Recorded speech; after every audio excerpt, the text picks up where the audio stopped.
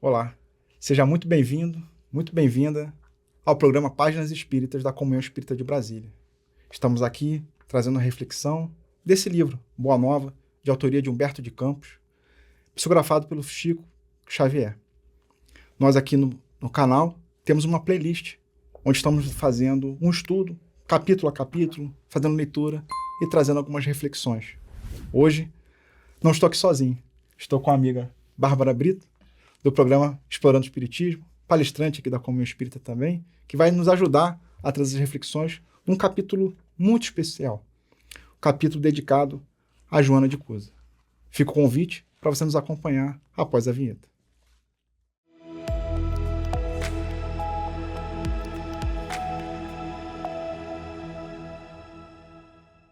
Bem, estamos aqui para o capítulo 15, Joana de Cusa. No capítulo anterior, o 14, falamos da lição a Nicodemos. Jesus trazendo a percepção de Nicodemos, da necessidade de nascermos de novo para conquistarmos o reino de Deus. Essa passagem, inclusive, é muito bem trabalhada no programa, na série, The Chosen. Então fica o convite para quem não assistiu, ver o nosso programa anterior e também verificar lá na série The Chosen esse diálogo e esse conflito que Nicodemos tinha diante da mensagem do mestre. E todos os capítulos aqui a gente vai estar tratando de personagens que viveu naquela época, os conflitos íntimos que a gente vive até os dias atuais. E no capítulo 15 nós temos aqui a Joana de Cusa. Fala Joana de Cusa, uma perspectiva da época, não tinha sobrenome. Então a gente vai falar de Simão Bar Jonas, então Simão filho de Jonas, Maria de Nazaré, então Maria da cidade de Nazaré, Jesus de Nazaré também, e Joana de Cusa, porque Joana era esposa de Cusa, um intendente da época que trabalhava ali para junto com o povo judeu, para o Império Romano, e ela vai trazer esses bastidores com relação o relacionamento dela com o casamento com Cusa, e também a relação dela com Jesus. Podemos começar? Vamos lá. Entre a multidão que variavelmente acompanhava Jesus, nas pregações do lago, achava-se sempre uma mulher de rara dedicação e nobre caráter, das mais altamente colocadas na sociedade de Cafarnaum. Tratava-se de Joana, consorte de Cusa, intendente de Antipas, na cidade onde se conjugavam interesses vitais de comerciantes e de pescadores. Então, a introdução de Humberto de Campos, se aprofundando naquilo que a gente já tinha falado.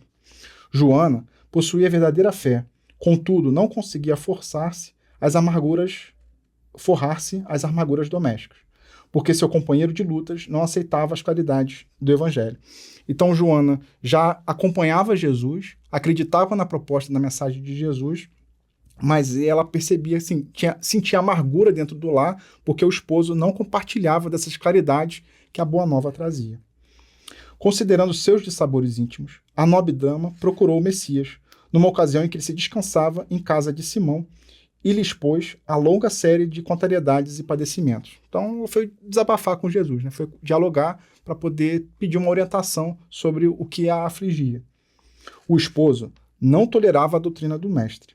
Alto funcionário de Herodes, em perene contato com os representantes do império, repartia suas preferências religiosas, ora com os interesses da comunidade judaica, ora com os deuses romanos, o que lhe permitia viver em tranquilidade fácil e rendosa. Então, Cusa, ele ora estava atendendo os interesses da comunidade judaica, atrelado ali à Torá, às mensagens de Moisés, ora ele se também compadecia com os deuses romanos. Então, era na conveniência, Eu estou aqui, eu estou ali.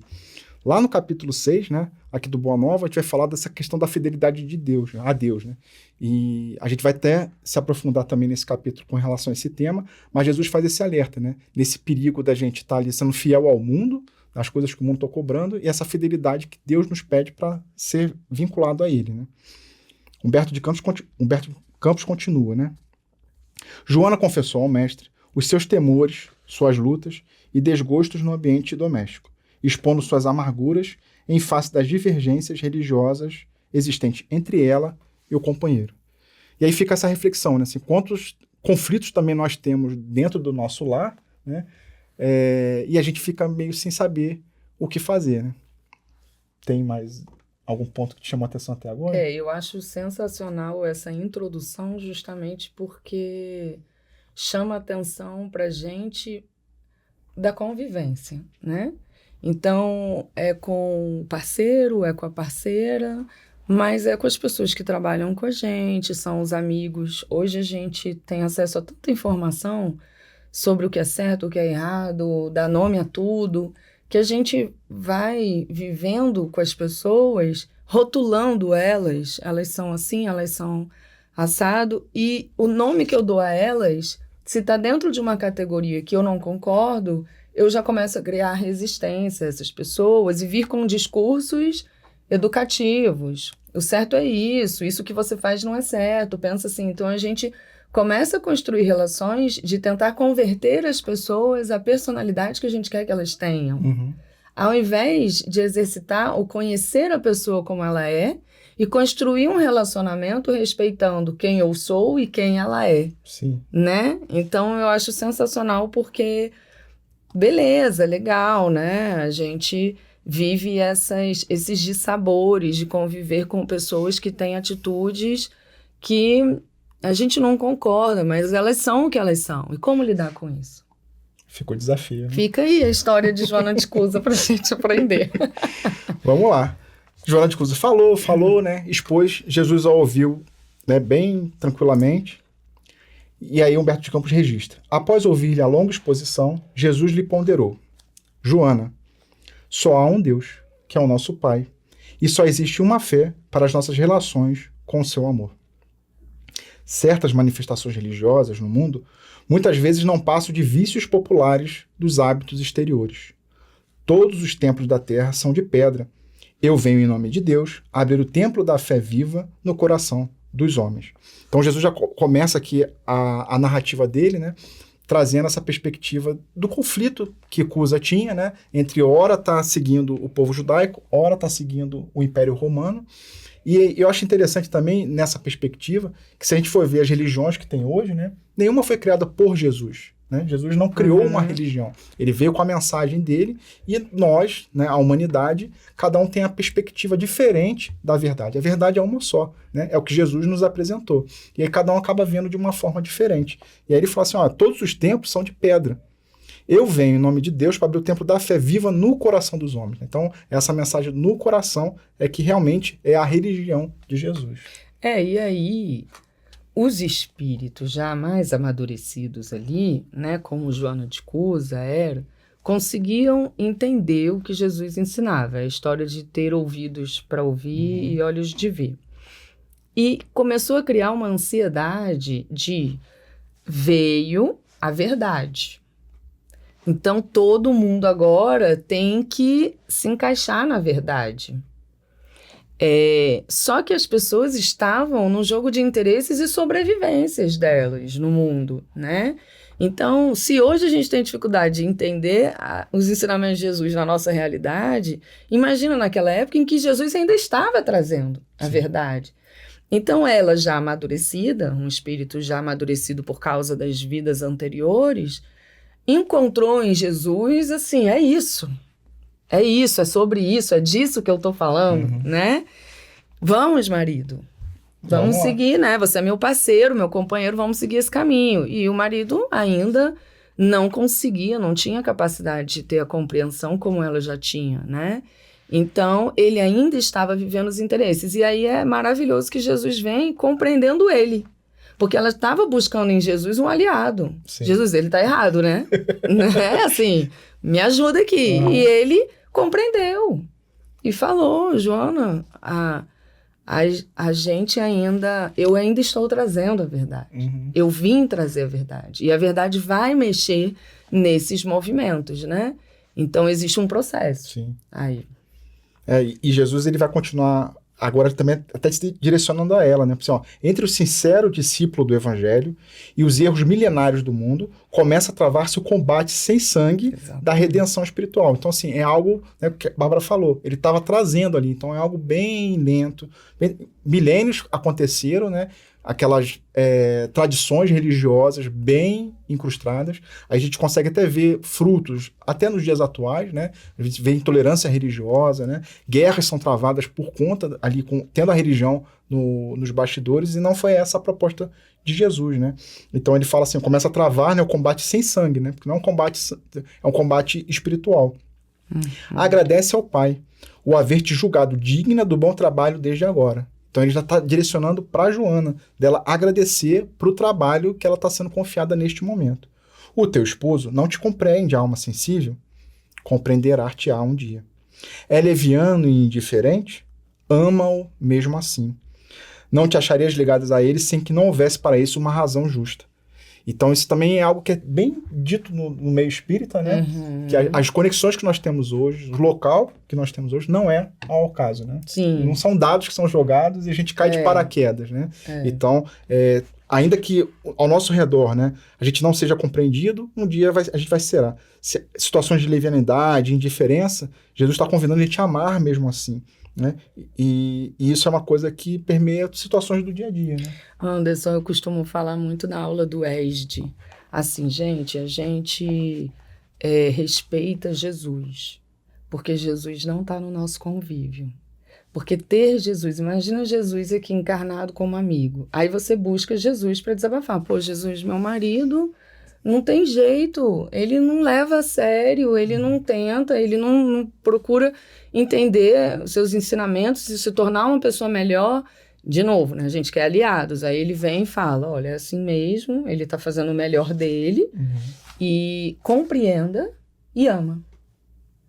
Cara, esse é o tipo de amigo que a gente não quer ao nosso lado, né? Porque a gente não quer pessoas que nos encorajam a viver esse processo de reforma íntima. Às vezes você está procurando só ratificar o que eu estou pensando. É, né? o aliado. A gente quer, se concorda comigo que isso aqui está errado? Você é meu amigo. Isso, você é meu amigo, concorda, né, comigo. Então, eu me coloco, né, tento me colocar no lugar de Joana de Cusa, e logicamente, ainda não engrandecida como ela, sinto dor em ouvir isso, porque é a dor de viver o convívio com quem ainda não tem a fidelidade, né, a reforma íntima, tentar se tornar uma pessoa melhor e não poder fazer nada com relação a isso. Quer dizer, eu quero converter essa pessoa para um outro comportamento, mas eu não posso. E Jesus, e quando eu busco Jesus, eu busco a verdade para o meu também aprimoramento, ele diz, é isso mesmo. Aceita, né, e ama. E segue amando. E aí vem a história do chamado do amor, porque amar o que a gente tem em troca é natural, é ação e reação. Você me faz bem, eu te faço bem, fica gostoso. Mas amar quem não atende aos meus desejos, ou ao que eu entendo ser o certo, ou performático, é muito mais difícil. E por isso o exercício, né? Por isso que Deus nos coloca nessa situação mesmo, de ter que aceitar e amar quem é diferente ou quem faz algo que a gente não concorda. Porque quando a gente conseguir fazer isso, aí sim a gente vai compreender, né, a completude do amor, que não é só amar o que te dá o bem-estar, é amar independente de qualquer coisa, Sim, né? É um grande desafio, né? Vamos lá, Jesus não para por aí. Ele vai continuar falando para Joana com relação ao esposo. Servindo com amorosa dedicação, estarás cumprindo a vontade de Deus, né? E aí vai muito ao encontro do que a Bárbara estava falando. Tem até uma vez eu vi na internet uma frase, né? Perguntando assim, e se Deus está contando contigo para ser um instrumento na vida daquela pessoa que está te tirando do eixo, né? Então assim, pô, quanto feliz a gente gostaria de saber, de receber essa mensagem, né? Olha, eu estou contando contigo. Fique aí, né? Sim. E você vai estar me ajudando. É o que ele está falando aqui, ó. Se você ter amorosa dedicação, vai estar cumprindo a vontade de Deus. Fala-me dos teus receios e das tuas dúvidas. Deves, pelo Evangelho, amá-lo ainda mais. Os sãos não precisam de médico. Além disso, não poderemos colher uva dos abrolhos, mas podemos amanhar o solo que produz cardos envenenados, a fim de cultivarmos nesse mesmo a videira maravilhosa do amor e da vida. Então essa analogia também que Jesus fazia muito com relação a que a gente não consegue colher uva dos abrolhos, uva dos espinhos, né? A árvore não pode dar um fruto que ela não esteja preparada ainda para dar, né? Então, e assim, aquela árvore não está dando aquele fruto que eu gostaria. Vou deixar ela abandonada? Não. Jesus está convidando, não, vamos preparar o solo, né? Não está dando fruto ainda? Um dia ela vai lá. Então, precisamos arar o solo, preparar o terreno, um dia aquela árvore vai dar a fruta, né? A uva aqui que Jesus se utiliza como referência para nossas vidas. Né? Joana deixava entrever no brilho suave dos olhos a íntima satisfação que aqueles esclarecimentos lhe causavam. Mas, patenteando todo o seu estado da alma, interrogou. Então, assim, Joana conseguiu entender a mensagem de Jesus, né? Mas ainda tinha algumas dúvidas dentro dela. E aí ela fala com Jesus, né? Mestre, vossa palavra me alivia o espírito atormentado. Entretanto, eu sinto a dificuldade extrema para o entendimento recíproco no ambiente do meu lar. Não julgais acertado que lute por impor os vossos princípios? Agindo assim, não estarei reformando o meu esposo para o céu e para o vosso reino? Então, Joana está perguntando assim, poxa, então, diante de todo esse conflito, não seria razoável eu impor a verdade? Eu impor aquilo que é o certo? Se a gente já sabe que esse deveria ser o caminho? Quantas vezes a gente também não fica no nosso dia a dia, né? A Bárbara até comentou assim, de que o outro pense igual a mim. Né? Então, assim, só vou estar ali tendo uma relação boa, gostosa, se ele tiver com o mesmo pensamento do que eu, né? E essa reciprocidade, né, que ela está querendo aqui, e que a gente quer, e aí acho que essa é uma armadilha, porque a gente está preso a essa vida, e aí a gente acha que a gente veio para viver prazeres. Então a gente busca relações que vão ser recíprocas para que a gente viva contínuos prazeres, esteja sempre no bem-estar. Só que a gente não veio para isso, a gente veio para desenvolver a inteligência intelectual e moral, né? Acima de tudo. Então, eu vim para viver desafios que significam lidar com situações que eu ainda não sei. Portanto, eu sempre vou estar sendo chamada a dar uma parcela maior de amor que eu já aprendi. Então, eu já sei amar até um limite. Agora eu preciso desenvolver uma outra capacidade de amar, eu preciso ir além. Então, Deus vem e me coloca o desafio de eu desenvolver esse além. Só que quando eu busco a reciprocidade e o prazer contínuo, eu não exercito essa parte maior, porque eu quero ficar só na régua que eu já sei, que eu já domino. Esse passo acima eu não quero dar, tá me causando desconforto. Então, sai, vem próximo e vamos ver se dá essa reciprocidade, né? Então, quando ela busca a reciprocidade, a gente se encontra nesse lugar, porque é o que a gente quer. Só que quando a gente estuda a doutrina espírita, a gente aprende que os mais evoluídos é que ajudam os menos evoluídos a se desenvolver. E é uma escada, né? Quanto maior, vai ajudando quem está mais alto. Então, o papel dela era desenvolver a parte da régua dela de amar quem não dava a reciprocidade. E no exercício do autodesenvolvimento, de amar quem não é recíproco, ela também estaria ajudando ele a dar o próximo passo da régua dele, porque cada um tem a sua régua. Tem a sua régua. Muito bom. E a gente está rindo aqui, e eu acho que é engraçado, em várias situações aqui do Humberto de Campos narra, né, que as pessoas falavam das angústias, né, e Jesus sorria. Né? Jesus entendia todo aquele conflito, tinha essa percepção maior, e aí olhava a gente assim como se fosse uma criança, assim, poxa, você ainda tem muita coisa ainda para aprender, né? Então assim, calma, eu estou entendendo o que você está dizendo, mas respira fundo. E aí ele começa a fazer perguntas para Joana, né? Eu acho que essa é uma técnica muito boa, né? E até incentivada para usar com crianças, né? Que vem a pergunta, a gente devolve com outra pergunta, né? E vai fazendo a pessoa se refletir. E acho que essa é uma das principais propostas aqui do programa, né? Da gente estar refletindo junto. E aí, Humberto de Campos coloca aqui, ó, o Cristo sorriu serenamente. Então, bem sereno, ele deu um sorriso e retrucou. Quem sentirá mais dificuldade em estender as mãos fraternas será o que atingiu as margens seguras do conhecimento com o Pai, ou aquele que ainda se debate entre as ondas da ignorância ou da desolação, da inconstância ou da indolência do espírito. Então, assim, quem tem mais facilidade de ofertar o amor? É aquele que já entendeu, né, a vontade de Deus, né, ali a boa nova, ou aquele que ainda está mapeando, está tateando, né, está num momento diferente, né? Então, essa é a primeira pergunta. É uma forma elegante dele dizer assim, se tá difícil para você, imagina para ele. Imagina para ele, isso é verdade. Né? Para ele tá mais, ele tem menos recursos, você já tem mais, então... Muito, muito bem refletido. Quanto à imposição das ideias, porque aí, né, então, é o primeiro ponto, né, que Jesus faz essa reflexão. E aí a Joana fala, né, assim, pô, você não julga que é acertado a gente impor os princípios, né, já que essa é a verdade, esse é o caminho, a verdade e a vida, então vamos colocar a goela abaixo, né, a verdade para ele. E aí Jesus fala, quanto à imposição de ideias, continuou Jesus, acentuando a importância de suas palavras. Por que motivo Deus não impõe a sua verdade e o seu amor aos tiranos da terra? Então assim, ó, você está pensando em impor a verdade para o seu marido. Então vamos pensar em Deus. Por que Deus, então, não impõe a verdade para todo mundo? Uhum. Quanta maldade a gente ainda vê praticada no planeta Terra, né? A gente está em ambiente assim, que vira e mexe, começa uma guerra, termina, volta. Então, assim, então você está perguntando na sua casa, vamos pensar de uma forma mais ampla, né? Uhum. Por que Deus não vai lá e coloca a verdade e acabou? Transforma a Terra de uma vez só, né?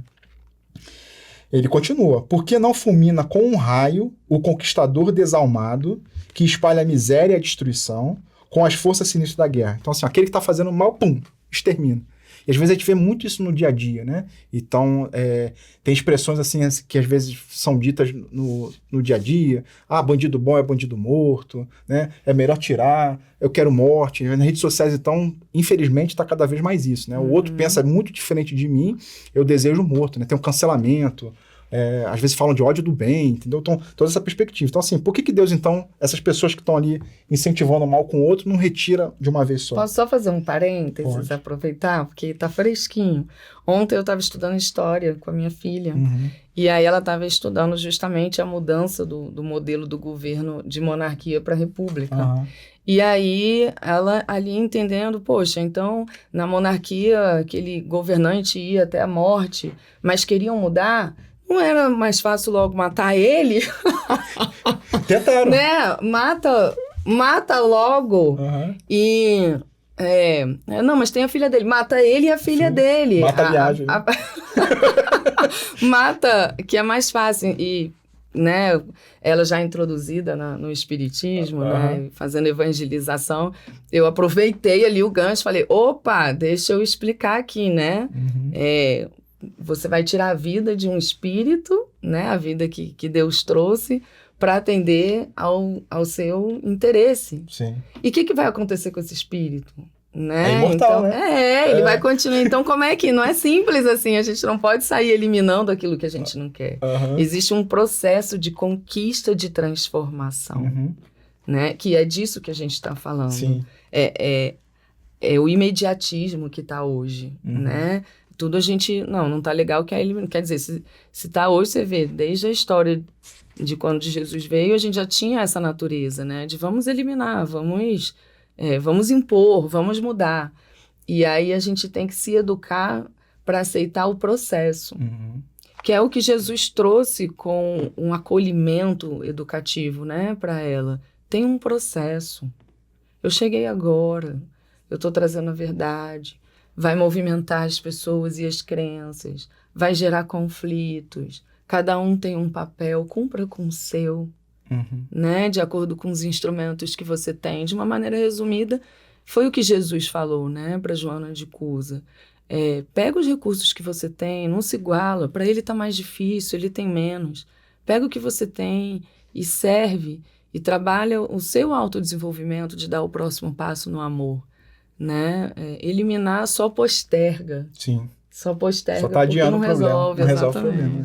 Fazendo o parênteses, né, que a Bárbara falou, o parênteses de história, nem sou historiador, mas eu vi um vídeo tem um perfil no Instagram, tá na história. Eu gosto muito assim, são vídeos curtos que ele traz uma abordagem.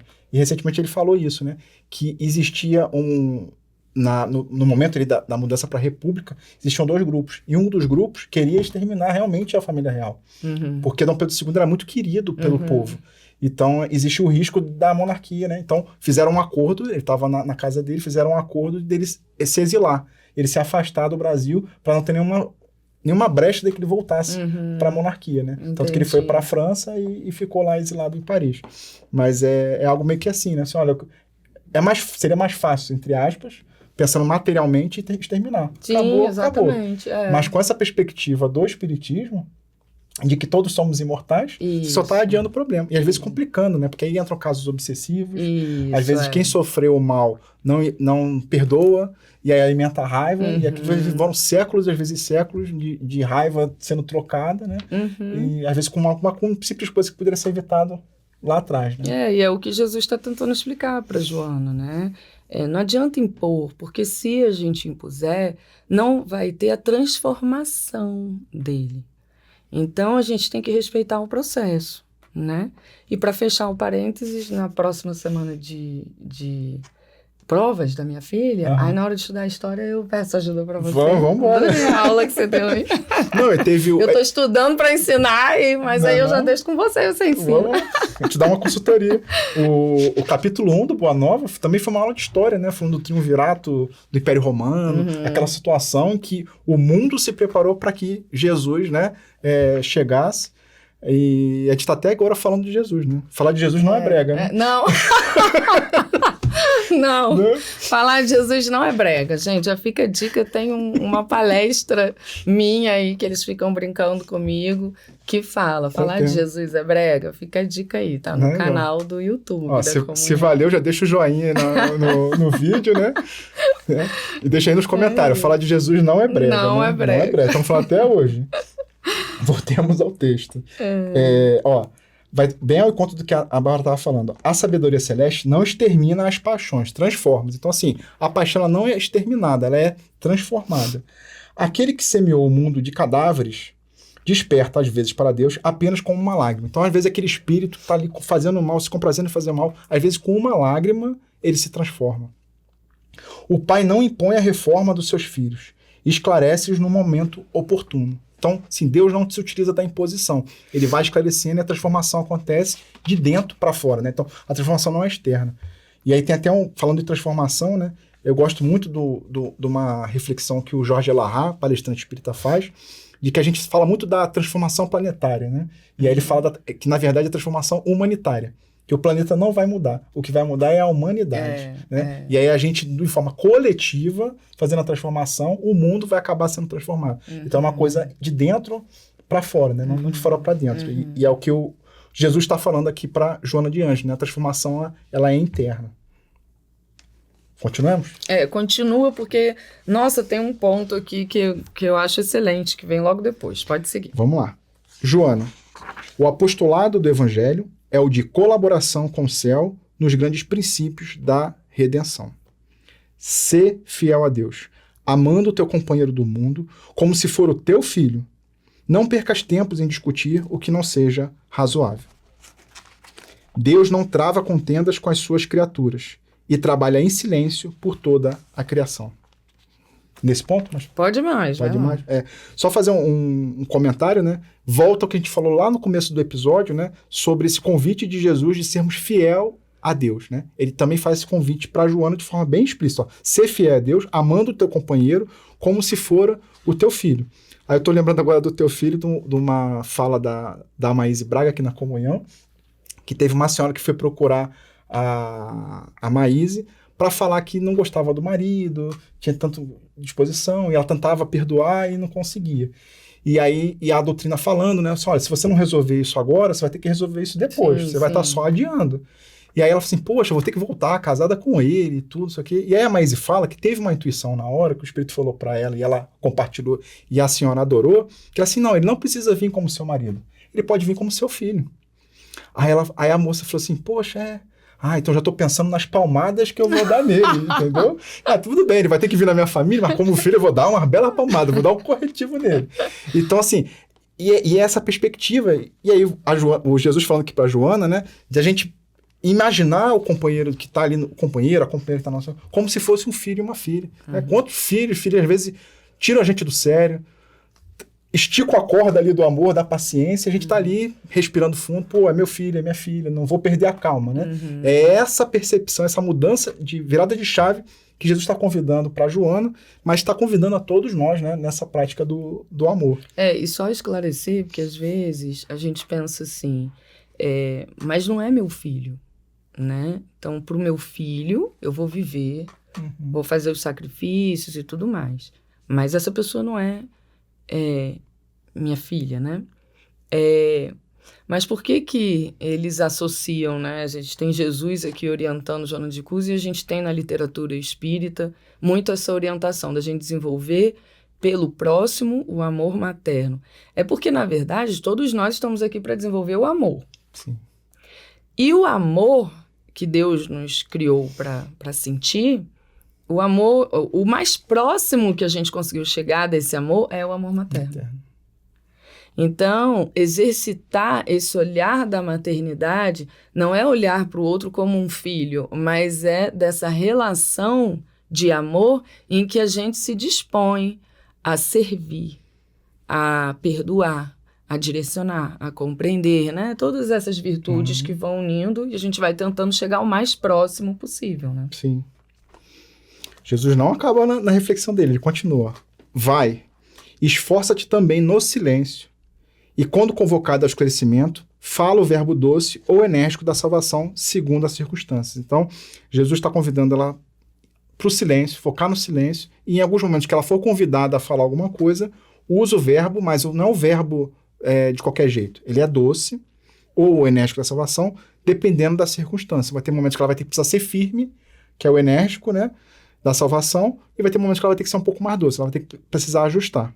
Volta ao lar e ama o teu companheiro como um material divino que o céu colocou em tuas mãos para que tales uma obra da vida, uma obra de vida, sabedoria e amor. Então Jesus convida a Joana a voltar para o lar e perceber que aquela situação no lar dela era um material, né, que Deus estava colocando nas mãos dela, que vai ao encontro também que a Bárbara falou da régua, né? Então assim, era a régua dela, era aquele momento dela que ela precisava se utilizar daquela situação para galgar um degrau a mais. Joana de Cusa experimentava um brando alívio no coração. Enviando a Jesus um olhar de carinho e agradecimento, ainda lhe ouviu as últimas palavras. Vai, filha, ser fiel.